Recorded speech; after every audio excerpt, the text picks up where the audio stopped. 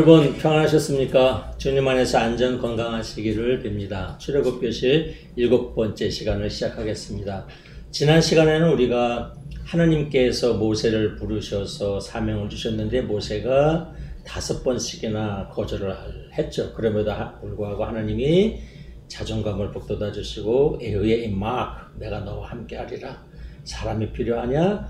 네 형, 말 잘하는 형 아론을 붙여주리라. 이렇게 하셔서 드디어 모세가 하나님 말씀에 순종해서 하나님이 주신 하나님의 지팡이를 손에 들고 이집트로 내려가는 그런 내용까지 함께 공부했습니다. 오늘은 출애굽기 4장 24절부터 한번 보겠습니다.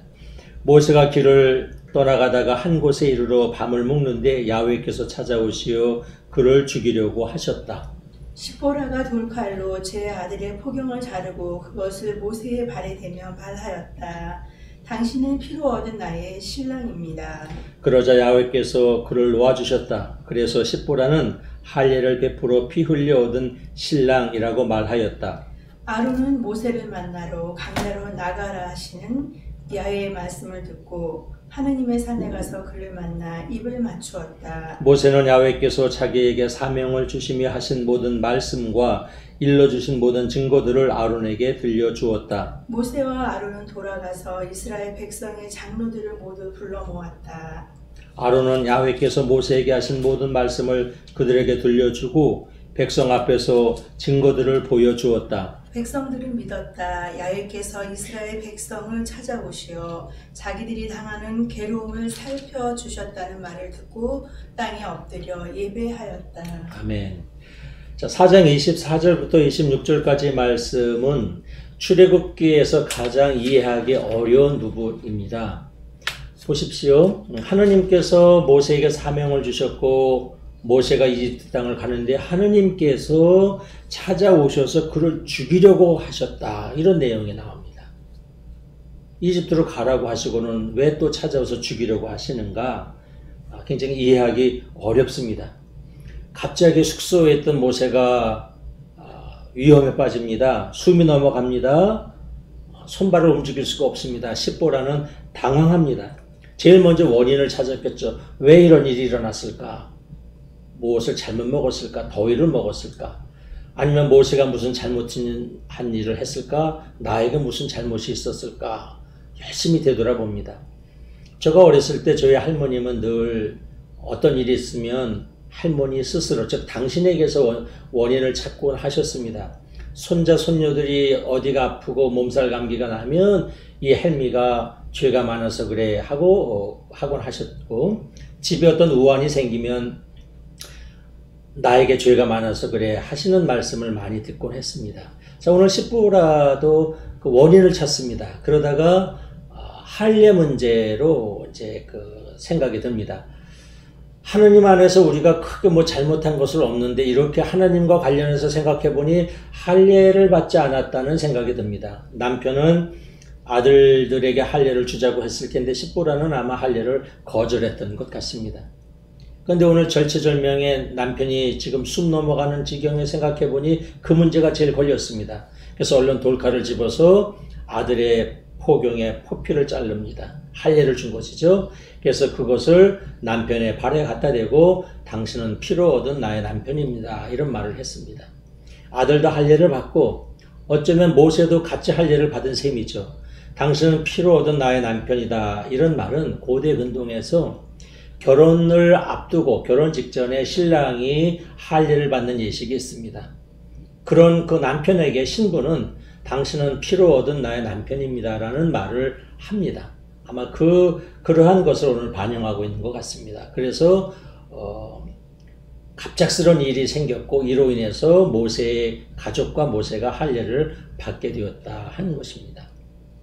시보라의 지혜로운 행동을 우리는 볼 수 있는데, 자, 오늘 이 출애굽기에서 이 말씀이 여기에 기록된 그 중요한 이유 중에 하나는 이스라엘 백성들에게 있어서 할례는 매우 중요한 것이었습니다. 아브라함이 이삭을 언제 낳았습니까? 창세기 17장을 보면 하느님께서 아브라함에게 할례를 명하십니다. 할례를 받아라. 그래서 이 아브라함과 그의 아들 이스마엘이 99살, 이스마엘은 13살에 할례를 받습니다. 그러고 나서 그 다음에 하나님께서 아브라함에게 이삭을 태어나게 하십니다. 즉 아브라함이 할례 받은 이후에 태어난 아들이 이삭입니다. 그것이 이삭과 이스마엘의 차이입니다. 그리고 이스라엘 백성들이 광야에서 40년 동안 방황하고 또 이리저리 유리하면서 드디어 40년이 지나면서 가나안 땅에 들어가죠. 이스라엘 백성들이 가나안 땅에 들어가서 제일 먼저 한 일이 무엇입니까? 여호수아서 5장 2절을 보겠습니다.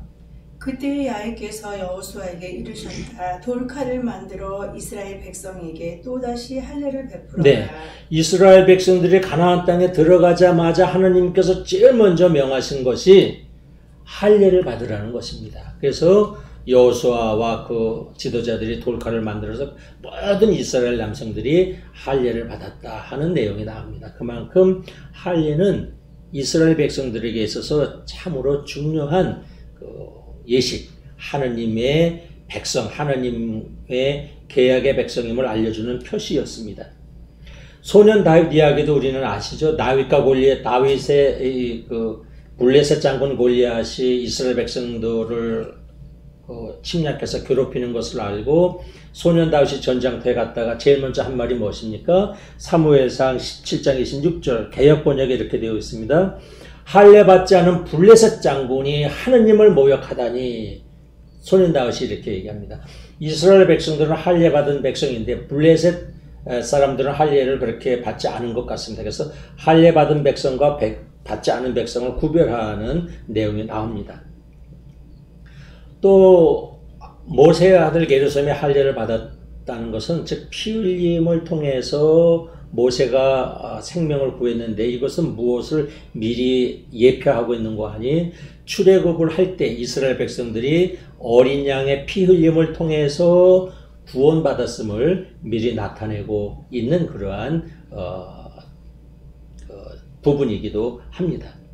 자, 우리는 오늘 이 모세가 할례 받은 것을 통해서 우리 할례와 또 우리 세례에 대해서도 조금 생각해 보겠습니다. 할례는 고대 근동에서 아주 오래전부터 해오던 그런 풍습이었습니다. 이집트 역사를 보면 주전 4000년에서 3000년에 할례를 받았다는 그런 기록, 그런 그림들이 역사적 문서로 남아 있습니다.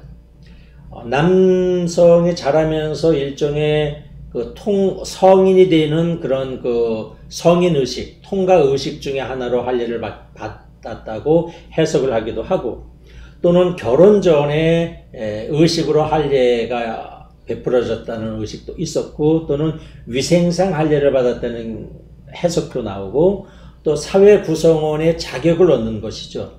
할례를 통해서 계약의 백성이 되고, 할례를 통해서 이집트 민족이 되고, 이렇게 할례는 어떤 그 사회 구성원이 되는 의식 중에 하나로 이루어졌다라고 이렇게 설명을 합니다.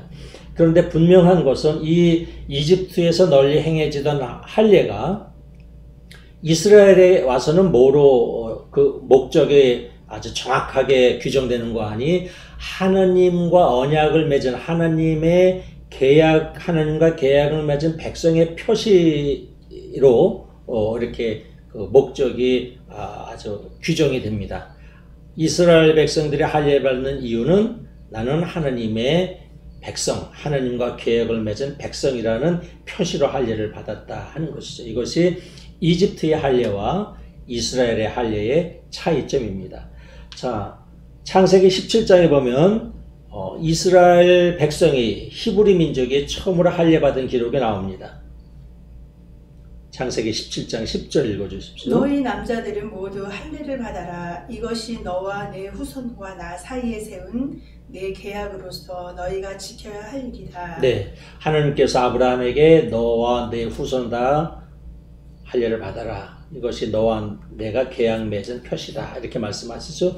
그래서 17장 24절을 보면 아브라함도 포경을 베어 할례를 받았는데 그때 나이가 99세였고 아들 이스마엘이 포경을 베어 할례를 받은 것은 13세 되던 해였다. 예, 보십시오. 그래서 99세 되신 아브라함이 할례를 받습니다. 포경을 베어서 하느님의 계약 백성임을 나타내는 표시로.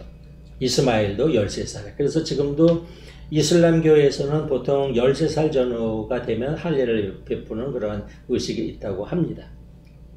레위기 12장에 보면 이 할례가 전체 이스라엘 백성들의 그 율법적인 그 규례로 들어오죠. 율법으로. 레위기 12장 3절입니다. 8일째 되는 날에는 아기의 포경을 잘라 할례를 베풀어야 한다. 8일째 되는 날에는 남자 아기에게 할례를 베풀어라. 이렇게 레위기의 율법으로 이제 들어와서 자리를 잡습니다.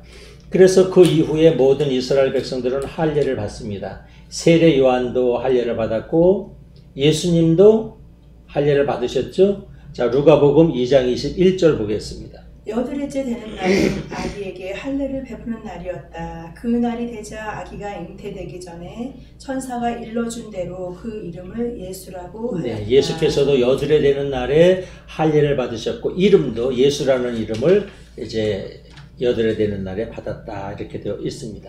그래서 이스라엘 백성들은 예수님 시대까지도 유대인들은 다 할례를 받았는데 예수님께서 십자가를 지시고 부활하신 이후에 예수님을 따르던 제자들 중심으로 해서 우리 기독교가 생겨나죠. 그래서 초기 기독교인들의 대부분은 유대인들이었으니까 할례가 아무 문제가 되지 않았습니다. 근데 주후 50년, 60년 되면서 유대인 크리스찬들보다 이방인 크리스찬들이 많아지기 시작합니다. 이방인 크리스찬들이 기독교인들이 되면서부터 이제 문제가 생기기 시작합니다. 자, 이방인들에게도 할례를 주어야 하느냐 말아야 하느냐 하는 것이죠. 우리 유대인인 크리스찬들은 다 할례를 받았는데 이방에서 들어온 이방인 크리스찬들도 모세 율법에 따라 할례를 받아야만 구원받는 것 아닙니까? 하고 유대계 크리스찬들이 주장을 합니다. 그래서 이 주장에 막 논란이 생기기 시작을 합니다. 그래서 초기 기독교에서 우리 초대교회에서 제일 먼저 생긴 이슈가 신학적인 이슈가 할례를 받아야 하느냐 말아야 하느냐입니다. 자, 이러한 논쟁이 사도행전 15장 1절에서 2절에 나오죠. 그 무렵 유다에서 몇몇 사람이 안디오키아에 내려와 교우들에게 모세의 율법이 명하는 할례를 받지 않으면 구원을 받지 못한다고 가르치고 있었다. 네, 그래서 그 당시에 초대교회 유대계 그리스도인들은 이방인들도 할례를 받아야 한다고 강조합니다. 그래야만 모세로부터 내려오는 율법을 통해서 구원받는 것이다. 이렇게 얘기를 하죠. 그런데 초대교회 바울로 사도를 중심으로 여러 사도들이 충분히 회의를 해서 나온 결론은 뭐냐면 우리의 구원은 예수 그리스도를 믿음으로 받는 하느님의 은총이라는 그런 결론이 나오죠. 구원이라는 것은 어떤 외형적인 어떤 형식이 아니라 예수 그리스도를 믿음으로 말미암아 받는 하느님의 은총을 통해서 이루어지는 것이다. 이러한 생각이 들면서 이제 할례에 대한 생각이 할례를 이방인 크리스천들에게 강요해서는 안 된다 하는 결정을 하게 됩니다.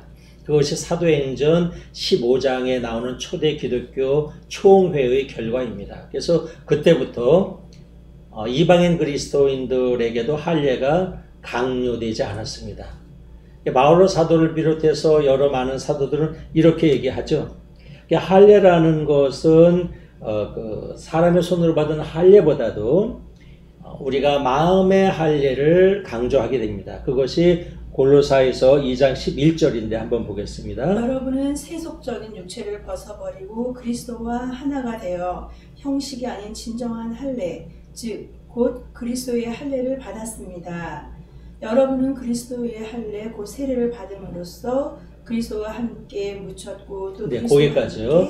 그래서 할례 표피를 잘라버리는 그런 우리의 몸의 일부분 표피만 잘라버리는 할례가 아니라 우리의 몸, 우리 죄의 몸 전체를 우리가 끊어버리는 우리 마음에서 끊어버리는 그리스도의 할례에 대한 이야기가 나오면서 이 그리스도의 할례, 죄된 몸에서 단절하고 우리의 죄된 마음, 교만 이런 죄된 것을 다 끊어버리는 할례. 이것이 그리스도의 할례이고 이것이 곧 세례라고 얘기를 하게 되면서 우리 기독교는 이제 세례가 점점 할례보다는 세례가 자리를 잡게 됩니다. 그래서 고린도전서 7장 10절에 이렇게 말씀하고 있죠. 각 사람은 주님께서 나누어 주신 은총의 선물을 따라서 그리고 하느님께 부르심을 받았을 때의 처지대로 살아가십시오. 이것이 내가 모든 교회를 위하여 세운 원칙입니다. 네, 그래서 부르심을 받은 처지대로 내가 크리스천이 됐을 때 할례를 받았으면 할례 받은 대로, 할례 받지 않은 이방인이었다면 할례 받지 않은 대로 하느님의 말씀을 지키며 살아가는 것, 이것이 진정한 크리스천이지 어떤 외형적인 그 율법의 하나인 할례를 받고 안 받고는 중요하지 않게 여겨지기 시작을 합니다. 갈라디아서 6장 15절에도 같은 말씀이 나옵니다. 할례를 받고 안 받는 것이 문제가 아니라 새로운 사람이 되는 것이 중요합니다. 네, 그래서 할례를 받고 안 받고 중요한 것이 아니고 새로운 사람, 새 마음, 새 크리스찬, 그리스도의 자녀가 되는 것, 그리스도의 제자가 되는 것, 이것이 중요하다. 이렇게 우리 초대교회는 받아들이기 시작합니다. 자, 그래서 지금 우리 대부분의 크리스찬, 즉 기독교회는 할례는 거의 받지 않습니다. 아주 일부 지역에서는 아직도 할례를 받는 그리스도인들이 있긴 있습니다만, 그러므로 우리가 마음을 기울여야 할 것은 성령으로 말미암아 받는 우리 마음의 할례, 예수 그리스도를 통해서 우리 마음에 죄된 것들을 다 끊어버리고 그것들과 단절하고 죄의 몸을 우리 몸에서 떼어내는 그런 마음의 할례, 이것이 우리 육체의 껍질의 일부분을 잘라버리는 그 형식의 할례보다 훨씬 우선한다 하는 그런 마음을 우리는 늘 가지고 항상 우리 영적인 할례를 우리 마음속에 늘 기억을 하셔서 항상 새 마음으로 늘 그리스도 안에서 새 사람, 물과 성령으로 새로 나서 거듭나서 새롭게 사는 삶에 충실한 것이 우리 오늘날의 크리스천이 가야 할 길이라고 생각을 합니다. 자, 4장 27절에서 28절을 보면 아론이 이제 하나님으로부터 계시를 받고 동생을 만나러 미디안 광야로 나오는데 하느님의 산에서 만났다 한 것을 보면 굉장히 먼 길을 온 것 같습니다. 먼 길을 와서 모세를 만납니다. 형제간에 몇십 년 만에 만났으니 얼마나 기뻤겠습니까? 아마 밤새도록 이야기하면서 하느님으로부터 받은 사명을 주고받았을 것입니다. 십보라도 처음으로 이제 모세, 즉 내 남편의 형, 즉 시아 주거니를 만나게 되죠. 그래서 모세의 가족과 아론이 또 처음 만나는 그런 기쁜 일이 있었을 것입니다. 4장 29절에서 31절에 보면 그래서 모세와 아론이 이집트로 가서 이스라엘 장로들을 다 모아놓고 아론이 모세로부터 들은 말을 이제 장로들에게 전해주고 들려주고 또 그들에게 여러 가지 증거들을 보여주었다. 그랬더니 이스라엘 장로들은 듣고 또 하나님께서 우리 고난받는 이스라엘 백성들을 알아주시고 늘 살펴주신다는 말을 듣고 하나님을 예배했다. 이렇게 되어 있습니다. 자, 이번에는 5장 1절부터 또 함께 읽겠습니다. 그 뒤에 모세와 아론이 파라오에게 가서 말하였다. 이스라엘의 하나님 야훼께서 나의 백성이 내 앞에서 축제를 올리도록 광야로 내보내라 하고 말씀하셨습니다. 그러나 파라오는 야훼가 누구인데 내가 그의 말을 듣고 이스라엘을 내보내겠느냐. 나는 야훼를 알지도 못하거니와 이스라엘을 내보낸다는 것은 당치도 않는 말이다 하며 거절하였다. 그들이 말하였다. 히브리인의 하나님께서 우리를 찾아오시었습니다. 그러니 우리가 광야로 4일 길을 나가 우리 하나님 야훼께 제사를 드리도록 허락해 주십시오. 그렇지 않으면 야훼께서 우리에게 질병을 내시든지 전쟁의 피해를 입게 하든지 하실 것입니다. 그러나 에집트 왕은 호통을 쳤다. 너 모세와 아론은 어찌하여 이 백성이 일도 못하게 부추기느냐. 썩 물러가서 일이나 하여라. 파라오는 이어서 저들이 이 땅의 백성보다도 더 불어났다. 그런데도 너희는 저들에게 노동을 시키지 말라는 거냐 하고 말하였다. 파라오는 그날로 이스라엘 백성을 혹사하는 모든 공사 감독과 현장 감독들에게 명령을 내렸다. 너희는 이제부터 이 백성들이 흙 벽돌을 만드는 데 쓸 짚을 대주지 마라. 저희들이 돌아다니며 짚을 모아오게 하여라. 그렇다고 생산량을 줄여서도 안 된다. 지금까지 생산하던 것만큼 만들어내게 하여야 한다. 저들이 일하기가 싫어서 우리 하느님께 제사를 드리러 가게 해달라고 떠들고 있으니 전보다 더 심한 일거리를 주어라. 눈, 코, 뜰 새 없이 일을 시켜 허튼 소리에 귀를 기울일 겨를을 주지 마라.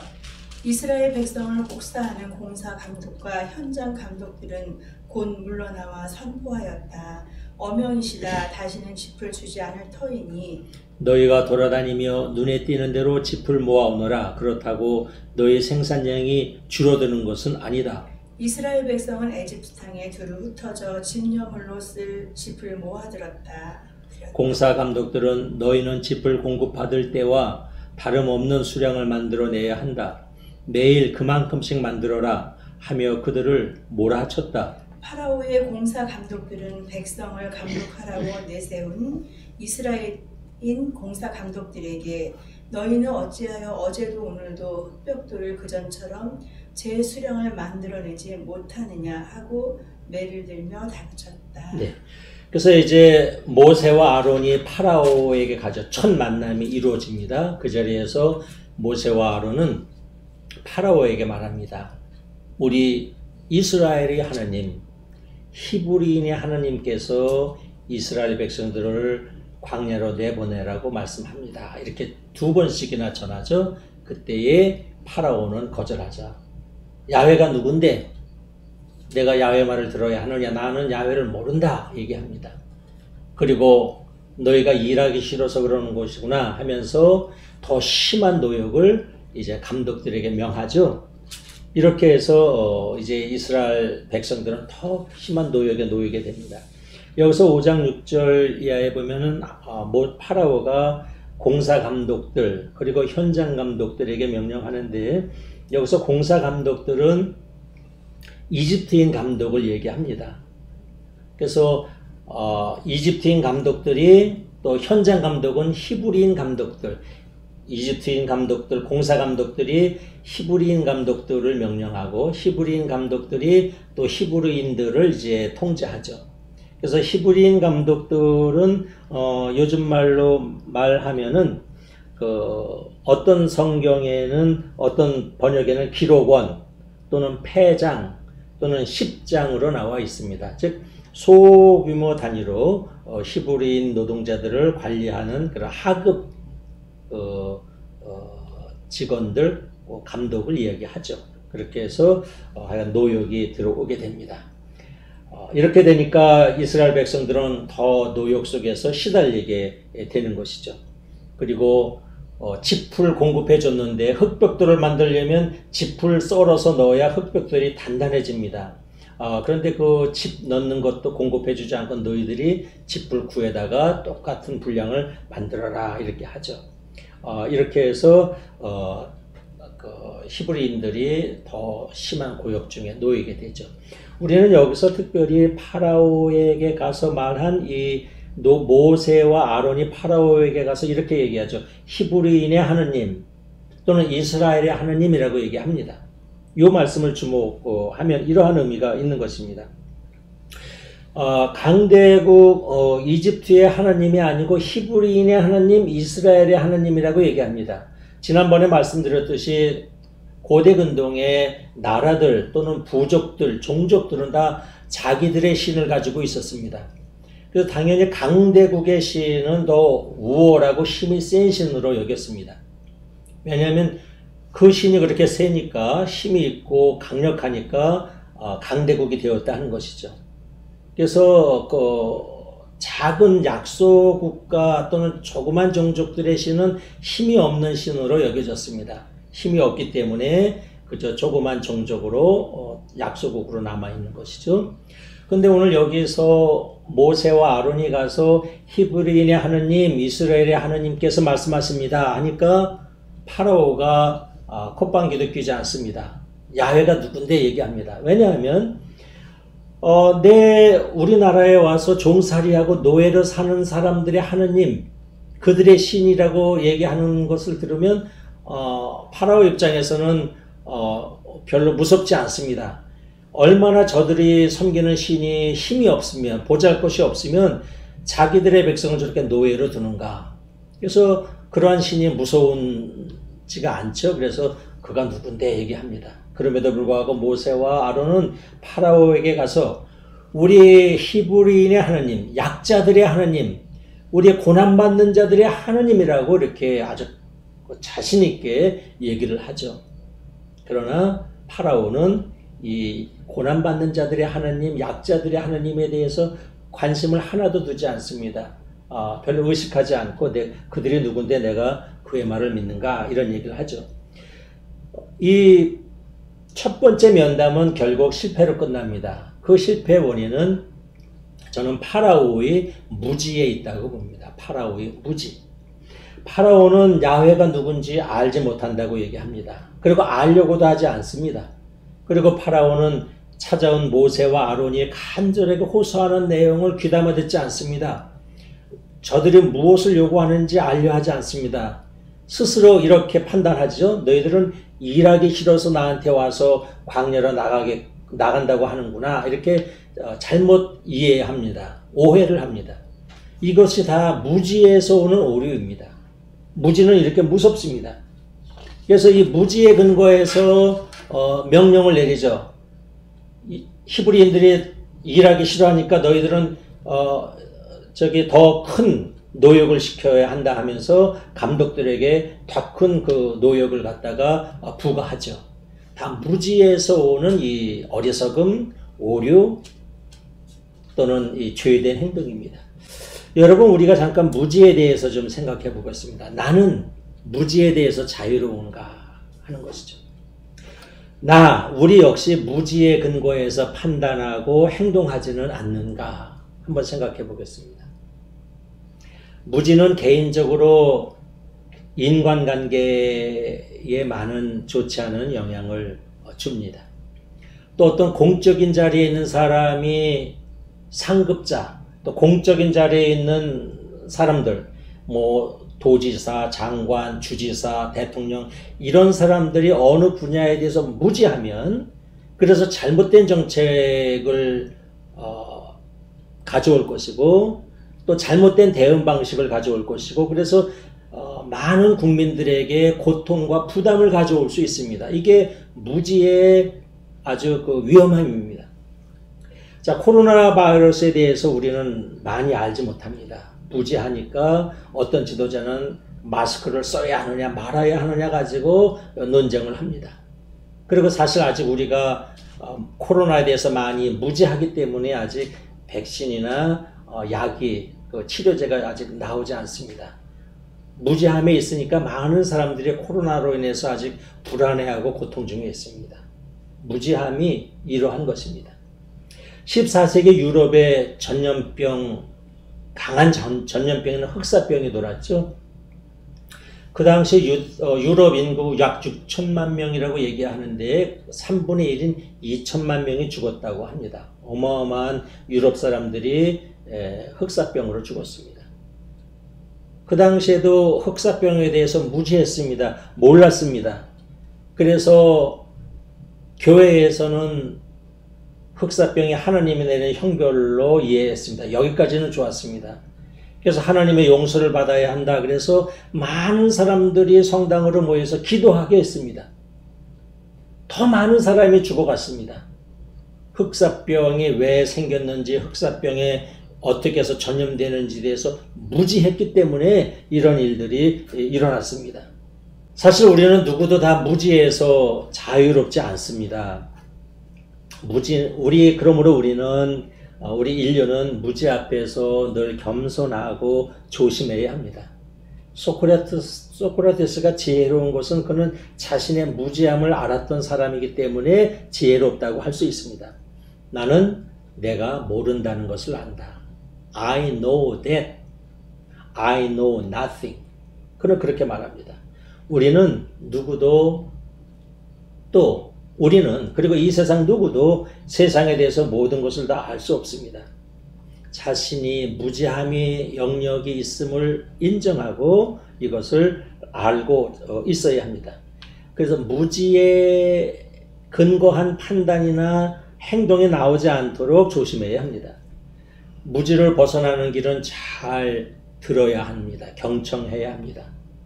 무지를 벗어나는 길은 배움을 통한 진리 추구에 있습니다. 끊임없이 배워서 진리를 추구해야 합니다. 그리고 모름에 대해서 인정하고 열린 태도를 가지고 있으면 우리는 무지가 우리에게 주는 많은 어리석음, 피해, 고통 이런 것들로부터 좀 벗어날 수 있습니다. 성경도 우리에게 모름에 대해서 무지함에 대해서 경고하고 있습니다. 호세아 4장 6절입니다. 내 백성은 나를 알지 못해서 망한다. 네, 보세요. 호세아 4장 6절은 내 백성은 나를 알지 못해서 망한다. 영적인 무지에 대해서 경고하고 있습니다. 하느님에 대해서 알지 못할 때 망한다고 성경은 말씀합니다. 누가복음 23장 34절입니다.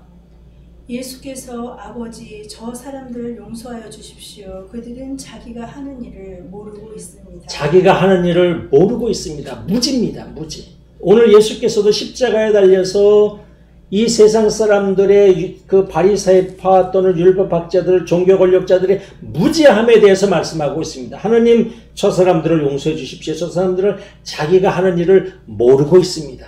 무지함에서 나와서 저런 무도한 행동을 하고 있습니다. 이렇게 하고 있습니다. 무지입니다. 우리는 무지를 조심해야 합니다. 그러므로 우리는 끊임없이 무지로부터 벗어나는 길을 우리는 가야 합니다. 끊임없이 나 자신에 대해서 아는 길을 멈추지 말아야 합니다. 너에 대해서 아는 길을 멈추지 않아야 합니다. 그리고 나와 너의 관계에 대해서 알아가는 길을 멈추지 말아야 합니다. 그리고 나와 너와 우리의 관계의 근거가 되는 우리 만유의 근원이 되는 하느님에 대해서 알아가는 길을 멈추지 말아야 합니다. 꾸준히 나와 너와 우리의 관계 그리고 모든 존재의 근원이신 하느님에 대해서 우리가 알아갈 때 우리는 무지에서 나오는 어리석음, 아픔, 두려움에서 벗어나서 자유함으로 갈 수 있습니다. 파라오의 무지는 하느님을 거부하게 하였고 모세와 아론의 요청을 왜곡하게 하였고 히브리 백성들을 고통 중에 빠지게 했습니다. 다시 한번 저와 여러분 무지로부터 무지에 대한 생각과 무지의 판단에서부터 자유로워지는 그런 은혜가 있길 주의 이름으로 축원합니다. 다음 말씀을 교독하겠습니다. 5장 15절에서 23절입니다. 이스라엘인 현장 감독들이 파라오에게로 가서 항의하였다. 어찌하여 당신의 종들을 저렇게 하도록 내버려 두십니까? 당신의 종들은 집도 주지 않으면서 벽돌을 만들라고 다그치고 있습니다. 우리는 이렇게 얻어맞았습니다. 잘못은 당신의 백성에게 있습니다.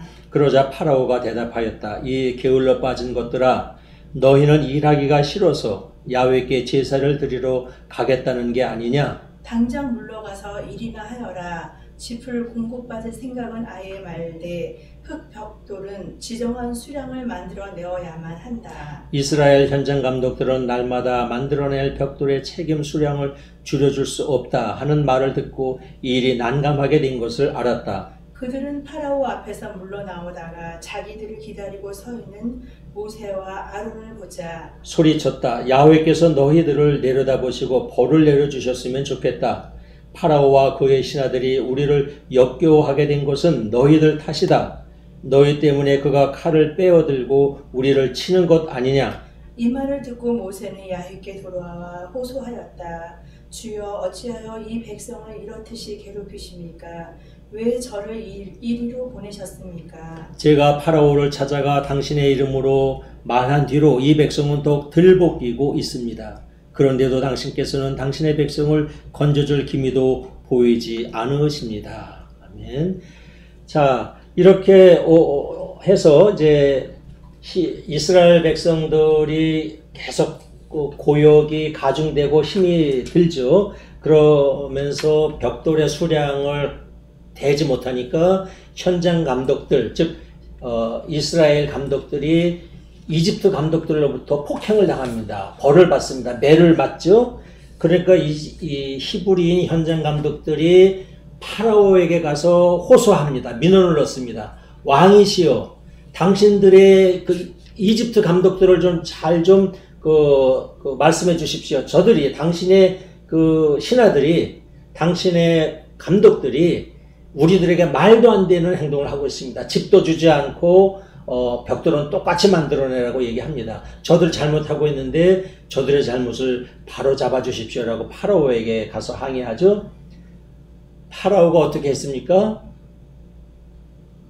감독들과 똑같은 얘기를 하죠. 오히려 그것은 이스라엘 너희들이 일하기 싫어서 그러는 것이다. 똑같이 아무 말 하지 말고 내려가서 이집트인 감독들이 시키는 대로 너희들은 벽돌을 만들어내라 이렇게 얘기를 합니다.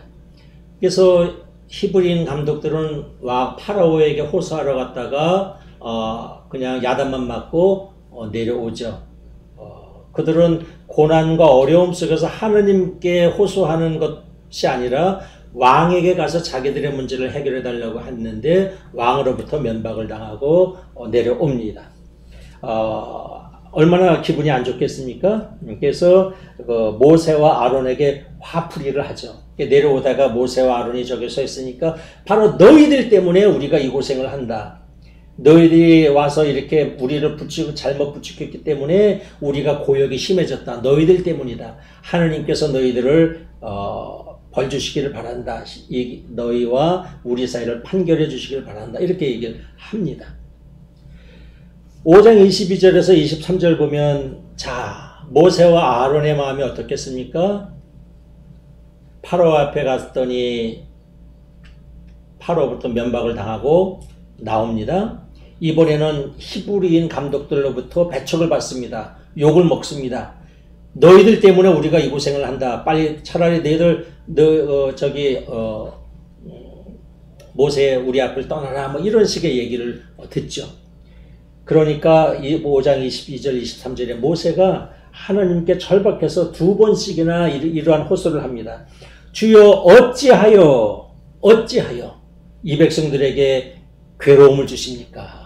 어찌하여가 라마입니다. 라마. 영어 번역에는 Y입니다. Y.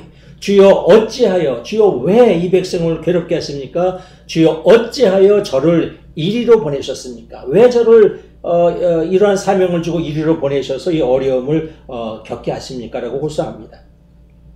제가 파라오에게 가서 말했더니 우리 히브리인 백성들은 또 고역에 시달리게 되었고 히브리인들은 저를 배척하고 있습니다. 파라오는 당신의 한 말을 들어줄 기미도 보이지 않습니다. 모세와 아론은 원하는 것을 얻는데 실패하고 동족들에게 배척받고 하느님에게 호소합니다. 하나님 어찌하여 저를 이리로 보내셨습니까? 우리 역시 세상을 살다가 어찌하여 저를 이리로 보내셨습니까? 할 때가 있습니다. 하나님 어찌하여 저에게 이 고생을 하게 하십니까? 하나님 어찌하여 제게 이 시련을 주십니까? 하나님 어찌하여 이런 고통을 제게 허락하십니까? 하고 우리가 하나님한테 질문할 때가 있습니다. 하나님 어찌하여 이 세상에 코로나 바이러스가 창궐해서 이 고통을 받게 하십니까? 하나님께 질문할 때가 있습니다. 모세는 하나님께 질문하고 부르짖습니다. 우리도 역시 인생의 문제 또 이 세상의 여러 가지 문제를 놓고 모세처럼 하느님께 나의 인생을 부르짖을 때가 있습니다. 인류의 문제와 고난을 묻고 질문할 때가 있습니다.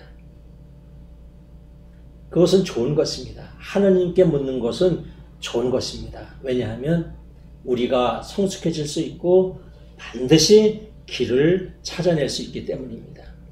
사랑하는 여러분, 우리의 인생의 삶 속에서 세상의 문제 속에 어려움이 있을 때 하느님께 호소하시기 바랍니다. 하느님께 질문하시기 바랍니다. 하느님께 기도하시기 바랍니다. 반드시 길이 있으실 것입니다.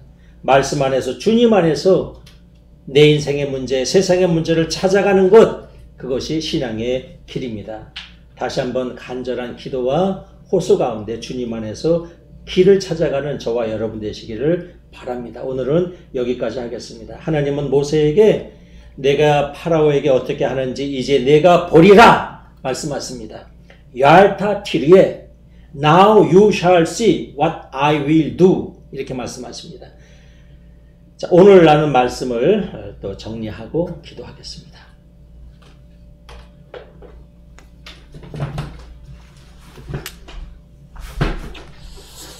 이 시간 배움을 정리하며 묵상과 기도의 시간을 갖겠습니다.